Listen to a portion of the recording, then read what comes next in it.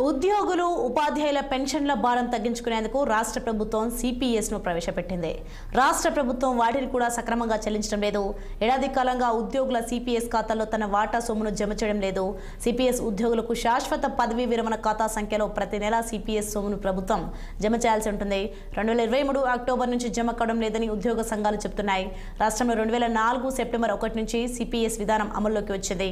అప్పటి నుంచి నియమితులైన ఉద్యోగులు ఉపాధ్యాయులకు జిపిఎస్ ఖాతాలుండవు. కేవలం సిపిఎస్ మాత్రమే అమలవుతోంది. ఉద్యోగి వాటా కింద మూల వేతనం, కరువు భత్యం మొత్తం నుంచి ప్రతి నెల 10% మినహాయించుకొని ఉద్యోగుల ప్రాన్ ఖాతాలో ప్రభుత్వం జమ చేస్తుంది. ప్రభుత్వం కూడా తన వాటా కింద 10% ఉద్యోగుల ప్రాన్ ఖాతాల్లో జమ చేయాలి. 2 వాటాలు కలిసి 20% సొమ్ము ప్రతి నెల ప్రాన్ ఖాతాలో జమ అవుతుంటుంది.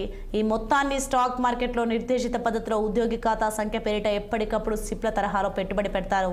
ఇందులో పెట్టుబడి లాభాల రూపంలో జమైన మొత్తం సొమ్ము నుంచి పదవి విరమణ రోజు 40% డబ్బును ఉద్యోగి తీసుకునేందుకు అవకాశం ఇస్తారు. మిగిలిన 60% షేర్ మార్కెట్లో పెట్టుబడిగా కొనసాగిస్తారు. అందులో నుంచి ప్రతి నెల కొంతమేర పెన్షన్ రూపంలో చెల్లించాలనేది సిపిఎస్ విధానం.